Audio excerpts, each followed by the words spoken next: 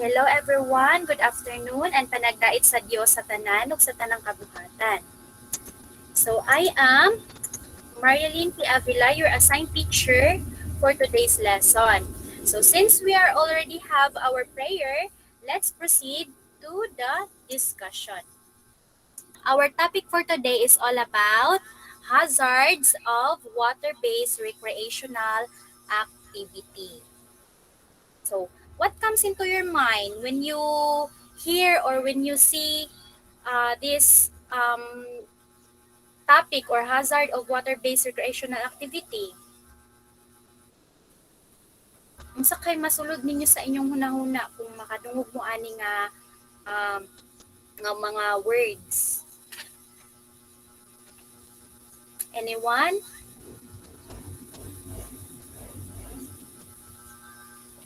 Safety while performing water activities. Oh yes, safety precautions, no, and measures when we are going to engage in those water-based recreational activity. So let's proceed. So water-based recreational activity brings substantial health and mental benefits. They also pose serious hazard and health risk. So, unsa daw kuno nga mga examples be? Nakahatag ng mga example sa water-based recreational activities that is kanang substantial siya kanang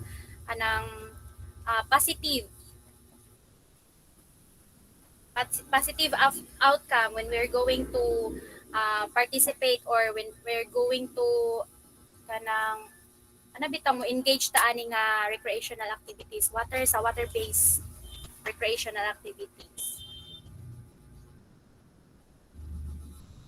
Can you give examples?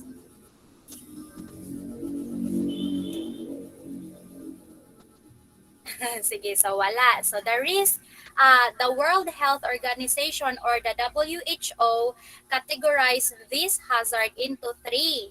So which is the physical, microbial, and chemical.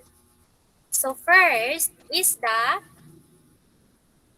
physical hazard. So what comes into your mind when you hear physical hazard?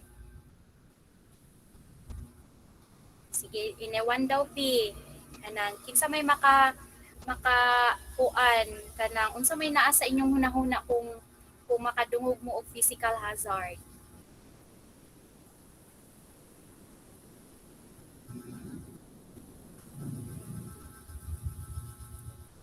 Anyone?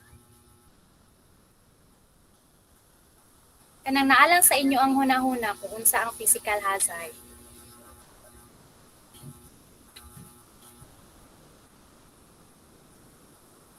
More on kon siya ma'am kanang more in connection siya sa like sa nasa gawas like sa body or like physical. Oh yes, very good. Body. When we say physical, it's all about our body. So physical hazard, so danger siya sa ato ang body. So let's proceed. Can you identify or can you give me examples of physical hazard?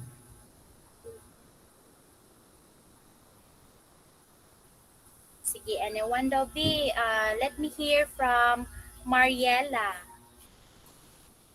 Kuan ma'am, injury, Yes, just like injury. Unsa pa jud? Sa pailain nga mga drowning, yes, drowning. So it is very kanabitang known na kaayo siya no nga mga physical hazard. So, that's it. Very good kaayo ang answer ni Mariela, no? So, physical hazard include drowning and injuries. As you have seen in the presentation. So, naay boy nga nalunod and then naapoy gi tabangan kay injured siya sa tubig. So, let's proceed. So drowning is one of the unequivocal danger of water-based recreational activities. So data from the WHO or the World Health Organization in 2014 rates drowning as the third leading cause of unintentional injury-related deaths worldwide. Nanuman? Sige, nanuman daw nga mas daghan man ang rate sa drowning when it comes to kanang water activity. Makahatag mo example?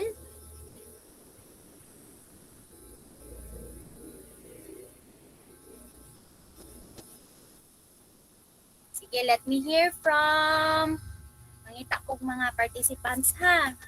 Sige. So, let me hear from Hail George. Hail George. Am I correct? Kasi question to balik, ma'am. Yes.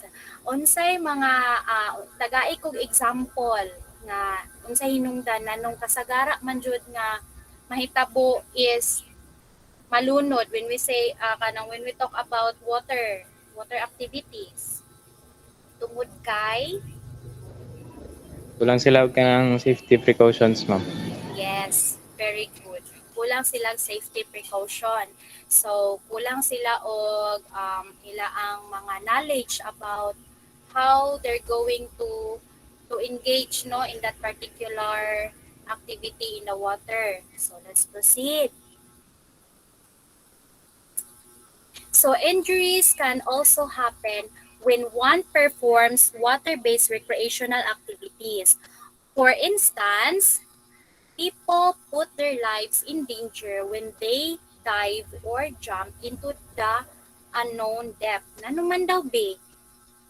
Maka-danger jud siya no because dili pud pwede nga maligo ka dira nga wala ka kabalo kung unsa kalawmon ang imuang giliguan. No. So, kinahanglan nga when you're going to kanang mga when we say kanang mga ligo ta, kinahanglan nga kabalo jud ta kung unsa kalawmon ang tubig dira, kung unsa rataman ang capacity sa imuang lawas ko. Kay naa may ubang swimmers nga dili sila ka balumulangoy kung lalom na dili nila matungkad. So napoy uban nga kabalo sila mulangoy didto ra pod sa ila ang matungkad. So, do you understand? Maklaro ra ba ang aqua explanation class? Yes, ma'am. Okay, thank you. Okay, thank you. So, there also exposure to cold, heat, and sunlight can also pose hazard. Nanong man? Sige, dirita sa exposure to cold, makapose daw siya og hazard. Nano ka ha? Hypothermia, ma'am. Okay, hypothermia. So, unsa pa dyo'y lain? Ako siya og hazard because di ba nakabantay mo kinsay mga driver diri be kanang motor lang ha, motor. So kanang mag-ulan, example kanang mag-ulan, so magbiyahe ta. So it's very cold, di ba? Tugnaw kaayo. So naay possibility nga ang imong lawas dili na mo connect sa imuang dili na siya mo response kung unsa manggaling ang imuang gibuhat. Di ba naay usahay nga tungod sa atong katugnaw di natakalihok. Di ba? Di natakalihok kay tugnaw na kaayo so dili na mo response ang atong lawas. So let's proceed to the heat and sunlight. Nanuman unsa may mga hazard nga makuha nato sa heat and sunlight? Heat stroke, ma'am. Yes, Heat it's true. exhaustion. Yes, very good. So, pwede pod, kung mga ligot ta sa dagat, makakos siya og sunburn. Diba? Nagmuman na kasagara nato mahitabo, no? Kung when we go to the oceans, mga ligot ta, kanang malabian na ta sa ka-overwhelm sa ato ang pagpangaligo, hindi na ta mo hawa sa tubig. So, ang cause ana is magka-sunburn ta. Sige, let's proceed. So here, let's proceed to the second, microbial hazard. So what comes into your mind when you hear microbial hazard? Saman ang mga naa sa inyo ang una-una. Yes, Bacteria, so ma'am. yes, bacteria. Pwede na to makuha ang bacteria, no? Kung mga ligo ta. Sige, unsa pa yung mga laing examples sa microbial hazard? Sige, mangita ko lain ha. Oy, sikuan. Tulura mo ka buo. Or tulura jud mo. Sige. Ni Hill George daw bi kay man kay nakmadunggan si Hill George oy. Sige, Hill George. Unsa may mga example nga mahatag nimo when you kana bitaw when you hear microbial hazard? Mga virus, ma'am. Yes, mga virus. Yes, very good. Mga virus, microbial hazard. So, untreated sewage. This is the example of microbial hazard. No, one of the example of microbial hazard. Untreated sewage pump into water bodies such as seas and rivers contaminate the water. And contaminated water puts people at risk for infection that can cause diseases such as gastroenteritis and respiratory infection. Sige. Kinsa may nakabaluon sa ning gastroenteritis be? Anyone? Naamoy kanang idea what is gastroenteritis? So may mga cause aning gastroenteritis? Sige daw be. Anyone? Kung sa may inyong idea. Diri na punta ni Sofia. Teka mo raman jud. So what nay lain. So ni Sofia daw be tagaay kog idea kung sa imo ang pagsabot sa gastroenteritis.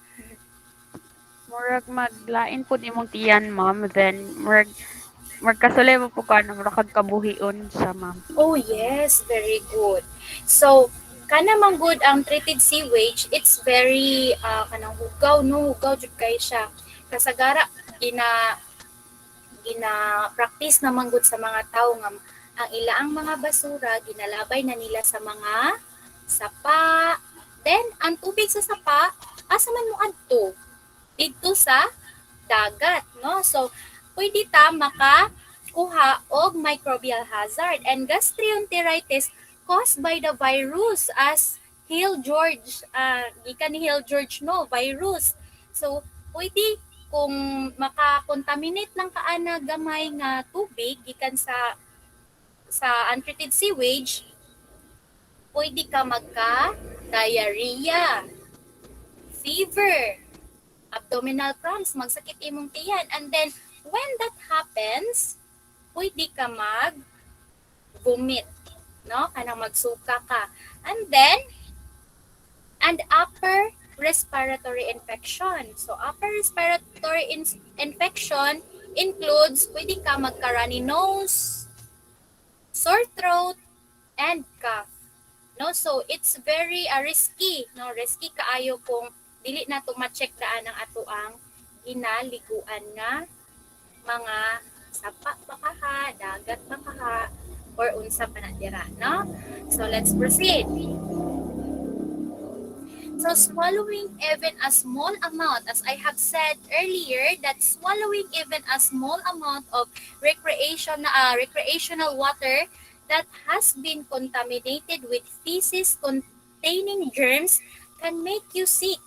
No? Can make you sick. Kung makainom lang ka anak gamay, no? Pwede ka magka-virus, makaka-virus, pwede ka magka-diarrhea, pwede ka magka-fever, pwede ka magka-abdominal cramps, and when that happens, magsuka jud ka, no?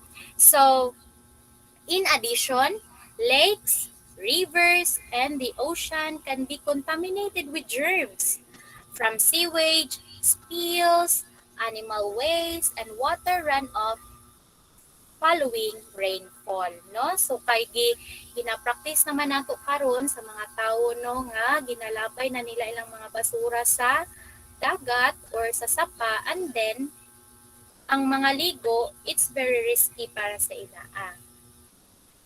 So let's proceed. So for the chemical hazard, let's proceed to the chemical hazard. Nasabtan ra ba ang microbial hazard? Anyone?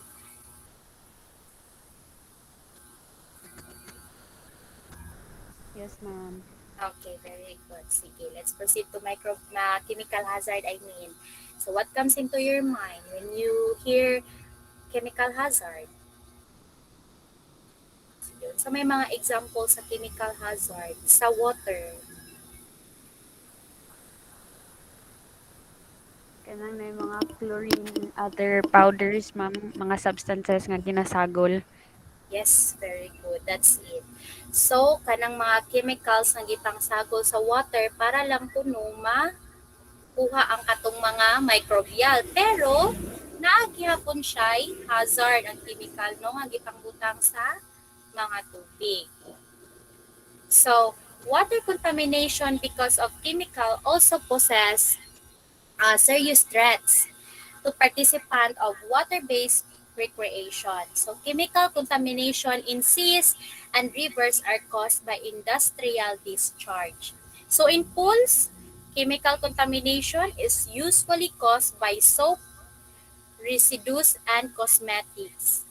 These chemical contaminations may bring toxicological effects to swimmers.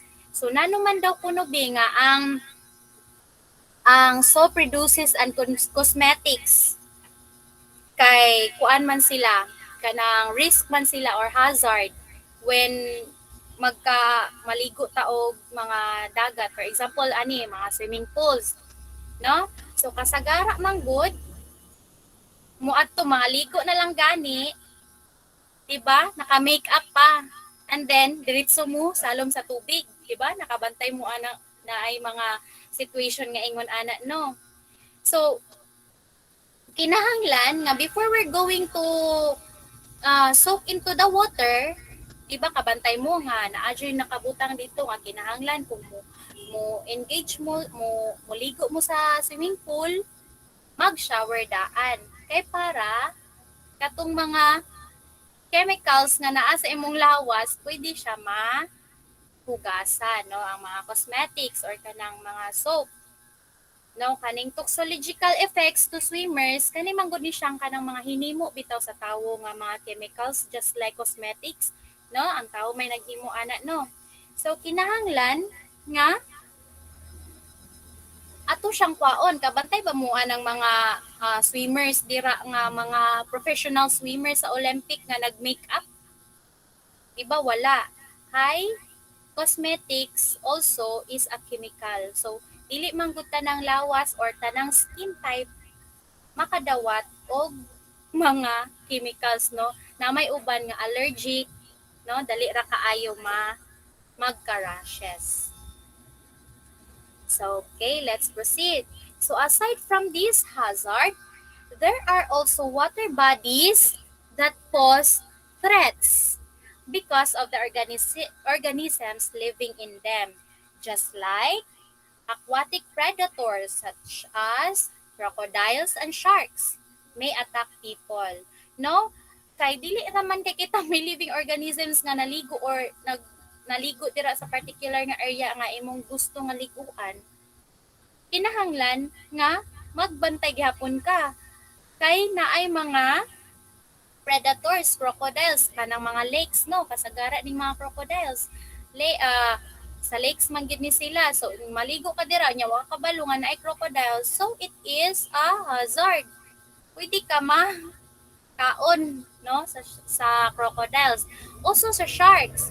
There are several kanabitang panghitabo sa other country that ang sharks muadto sa seashore dapit, and then dito porti nimong ligo-ligo, and then nagtuo man ang shark nga prey, so ingkit ka diha, so pwede siya nga makahazard, no, other kuan siya water bodies that pose threats. Also microscopic bacteria and viruses and also parasitic organisms may also cause serious threats to one's health. So, kasagara nato kung kinsa may nakaligo dirag mga sapa-sapa, nga wata kabalo no nga naa daytoy alimatok. And then may hindi mo pagkapilit ana gipilitan kag alimatok dira. So it is a risk uh, kanang panghitabo. So kinahanglan nga before you're going to go into the water, kinahanglan nga imo sa jung lantawon ang area, safety ba siya para sa imuha. So let's proceed. So how we are going to reduce and prevent hazard. So these are the the World Health Organization or the WHO suggests some solutions on how to reduce the risk of physical, microbial, and chemical hazard caused by the water bodies during water-based recreational activities. So, these are the following. So, on drowning injuries, this is the how to reduce and prevent injuries on drowning and injuries. So, the World Health Organization or the WHO believes that education is the key to prevent drowning and injuries. So, teaching participants of water-based recreations about the risk will make them more cautious, such that they will strictly follow safety protocols. So, kung educated ka, diba, kasaga, naaman dyan ni sa ato, inig mo eskwela ta, naan dyan ang subject nga, swimming. So, kinahanglan nga, kabalo ka on how to prevent drowning and injuries. So, kinahanglan dyan ang safety protocols nga imo ang ma-learn in the school, no? Kinahanglan jud nga educated ka kung mga ligo man ta og dagat. Kinahanglan nga kabalo ta kung unsaon pag-prevent measurements para safety ang ato ang pagpangaligo. So informing them about basic safety, life-saving and first aid techniques will also help in case any untoward incident does occur, because we can predict happenings or kanang mga trahedya nga ato ang ma-encounter. So wata kabalo dira nga naay nagkinahanglan sa imong tabang niya, wala kay knowledge on how we're going to put first aid in that particular person nga nanginahanglan sa imo ang tabang, and then pwede siya nga mamatay, no? Kanang wala siya laing katabangan kundi ikaw lang. So kinahanglan nga educated ka when mo engage ka ana nga activity. So next, to prevent measures so vigilant supervision must also be encouraged. Instructors, leaders, and other concerned people must constantly keep an eye on participants, especially beginners and weak swimmers, because prone sila sa danger. So kinahanglan nga naadyoy mga instructors and leaders mo bitaw nang kung naman mo swimming siguro swimming subject, ang imong instructor knowledgeable na siya on how first aid and life-saving when you engage in the water, no? So, kabalo na siya. Dayon, beginners man ka, so, kinahanglan nga na jud imong instructor or leader to keep an eye on you. So, to make the participants comfortable with water, they must be taught how to swim. So, mo na siya purpose sa ato ang swimming nga subject, no? Kinahanglan kabaluta mo langoy for the kana bitaw imo ang safety, no? So for organizers, developers and owners of the swimming places, installing fences and other safety devices will also prevent drowning and other accidents. So pool design and warning signals must also be included. Mo bitaw nang kumuadto ta og mga swimming pools na ay mga unsa man, unsa may mainyo mabantayan bi kung moadto mo swimming pools? Sige, tingog daw mo bi. Na ay mga Rules and regulations sa kilid, ma'am. Tarpaulin. yes, rules and regulations sa kilid na ay mga tarpaulin. Para unsa man na siya, unsa may ila ang gamit, unsa may gamit anak nga mga kuan bi. Signage, unsa may gamit anak nga mga signage. Para ma-warning ang mga kuan ma'am, mga participants. Yes, para ma-warning ang mga participants. So, nakabantay pud mo nga naay nakabutang dito kung pila ni ka-fit nga swimming pool. Pila pud ni ka-fit nga swimming pool para asa ni nga mga swimming pool sa bata ba ni, pangdagko ba ni, di ba? So, napoy mga installing fences, nakabantay mo anang mga kanang pisi nga gihiktan og plastic na maglutaw. Kabantay ba mo ana? Nana siya sa dagat ug sa swimming pool. Nakabantay mo? Yes ma'am. Oh yes, because naamanggoy uban nga mga ligo sa dagat nakabalutood sila mulangoy pero ang ilang capacity sa ilang strength nga mulangoy is dito ra taman sa ilang matugkad, di ba? Nakabantay mo kinsa may kabalo mulangoy diri be, kabalo mo tanan? Di ko kabalo ma'am. Okay. So, kung maglangoy-langoy ka, moadto ba ka, mulapas ba ka dito sa fence nga gihatag? So, dili jud kay lalom to siya dito nga part. Dili na to nimo kaya sa imong capacity, sa strength sa imong lawas nga mulangoy ka dito nga part. So, mo na siya naa siya mga safety signals, warning signals nga gibutang dira sa mga resorts. So, kinahanglan nga kabalo ka mo lantawon sa jud nimo daan kung asa ra ang imo ang capacity nga langoy-langoyan para dili magka aksidente, dili ka pwede magka-injured, no? So let's proceed.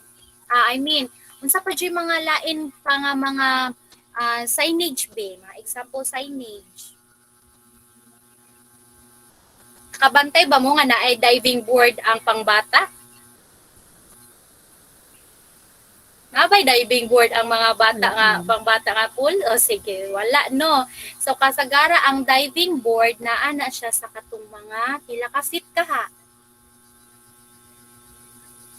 6 feet and above, ma'am. Okay, 6 feet and above, very good. Because kung mo dive ka dirag pastang mabawa, wa ka kabalo pastang mabawa dira may pagkabugsok nimo, no? So it is very hazard and danger kaayo no. So let's proceed to on infections and microbial risk.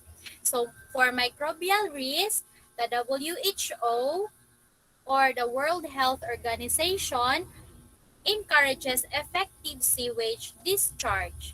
Procedures to be set up, implementing an efficient management and award scheme on beaches will also help.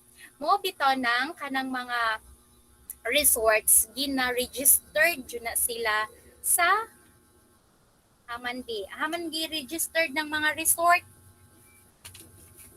gi-registered sila sa government kay aron maklantaw nga safety ba ang ilaang area. Naabay naka-discharge dito nga microbial risk kanang mga sewage dira. So kasagara for the safety kana effective sewage nabi kasagara di ba nga nagkalot jud no, nagkalot kay dito ibutang ang mga sewage discharge. Kay aron dili siya madiretso sa dagat kay it is very risky kung kay kanang mga sewage ugaw jud kay na siya, daghan kay na siya microbio nga imo ang makuha. So implementing an efficient management and award scheme on beaches will also help, no? So swimming pool management must also apply on the appropriate level of chlorine because kung malabian nag chlorine dira unsa may mahitabo sa imong panit be, Pwede ka sabay mahitabo sa imong panit kung malabian ng chlorine dira. Masunog, ma'am. Oh yes, masunog, pwede malata kay dili man gud pareha ta og skin type tanan no. Nay uban nga dali ra kay mga panit, di ba? Ang chlorine makapanit. So kinahanglan nga naay appropriate level of chlorine nga ibutang dito sa swimming pool and other disinfectants on pools, no? So routine pool maintenance procedures must be carried out, monitoring the levels of disinfectants as well as the pH level in pools. So, in case of accidental fecal release, the pool must be emptied, disinfected, and cleaned. Filtering of pool water must also be done, and relation pool filters must be cleaned regularly. That is why we encourage kung kinsa may mga naay resorts dire ninyo, kung naay mga resort ninyo, I encourage nga kinahanglan unta flowing jud ang ato ang water. Diba? Kay dili biya di mo mahibal nga ang nangaligo dira magsige og pangihi nya pila ka tawo ang maligo. Pasang daghana unya katutan na nangihi unya dili flow ang water. So daghan kaayong microbio naay mga microbio ng ihi.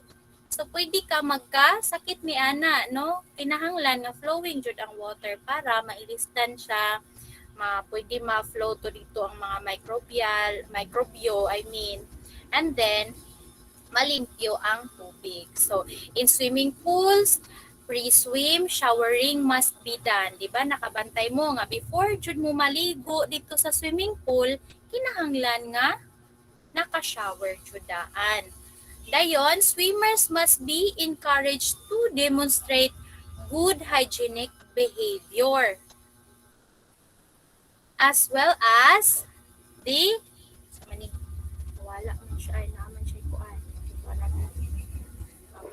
as well as such as on the use of the toilets.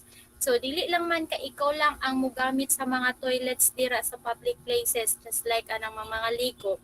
So kinahanglan nga limpyo pod inigamit nimo, inigumaning mo, limpyuhan nimo dira kay naapay mo sunod dira sa imo ang gigamit nga toilet. So let's proceed on chemical exposure, reducing and preventing hazard. So in reducing the risk of chemical exposure on participant of aquatic recreations, the WHO or the World Health Organization says monitoring and regulating industrial effluents are the key solutions. So to this end, it will be up to the government to oversee such monitoring and regulation. So concerned government agencies, for instance, must promulgate and implement rules and laws in relation to how industries discharge their waste. So kinahanglan kay hugaw man nato ato po na ang taong tarungon, dili lang po din tawo nato pasagdaan nga labay lang ta diya sa mga sapa.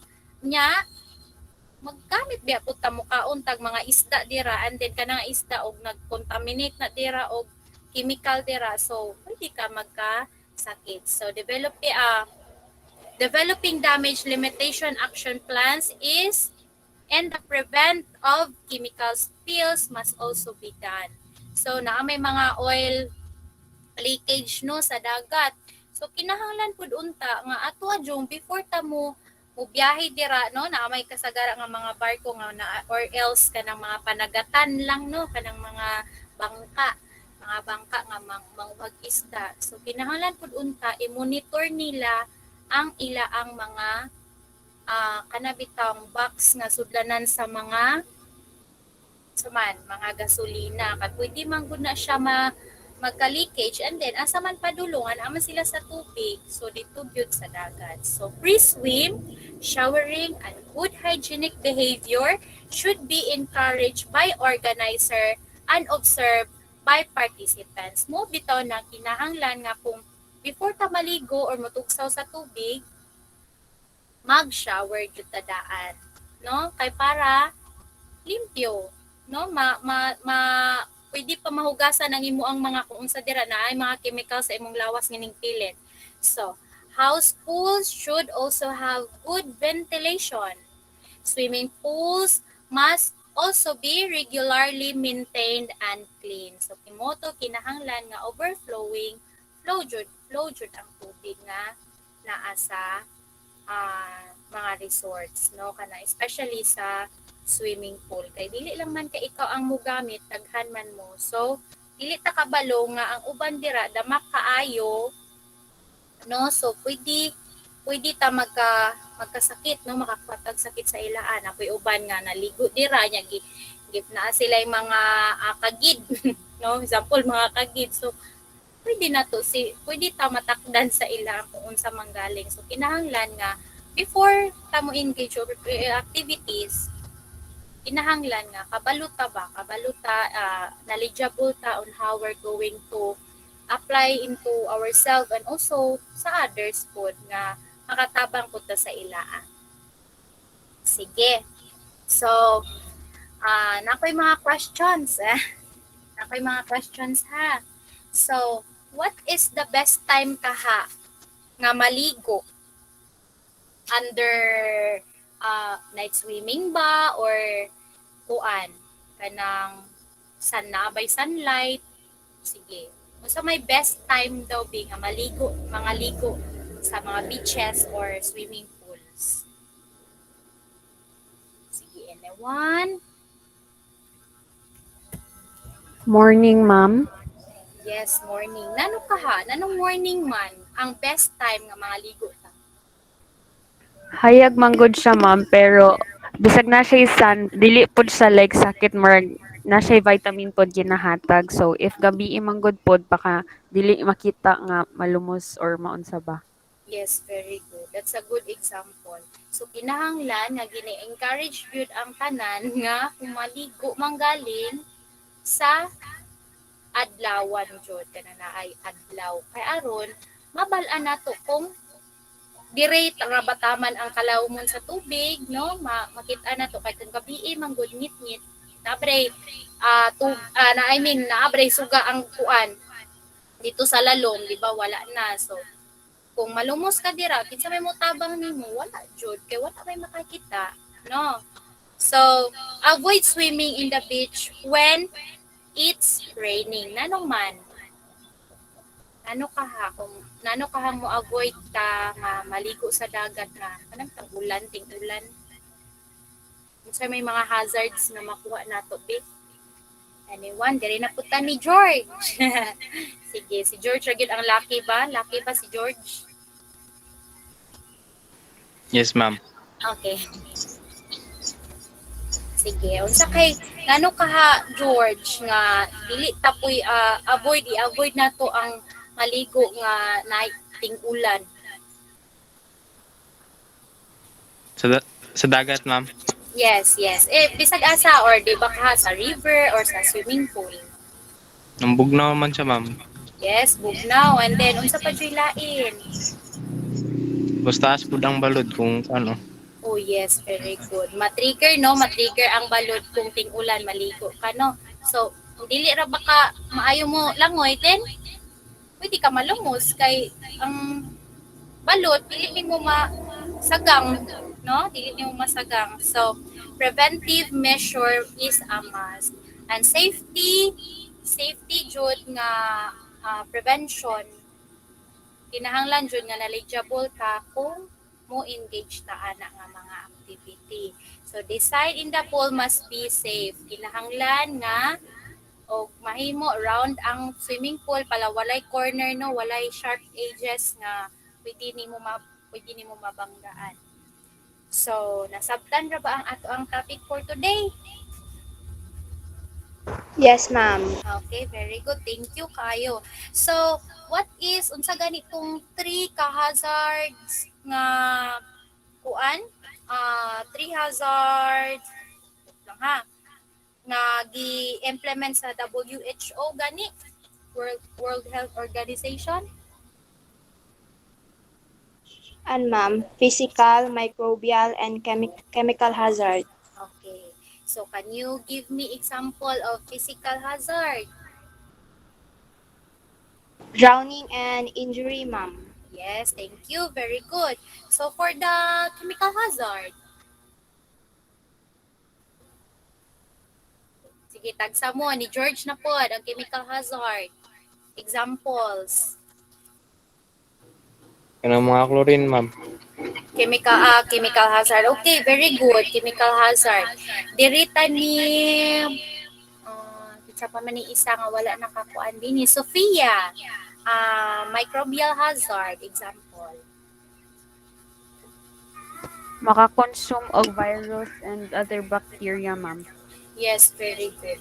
So thank you kayo sa inyong participation class and thank you also for your kanang pagpaminaw no and nasabtan jud ninyo og ayo ang ato ang discussion for today.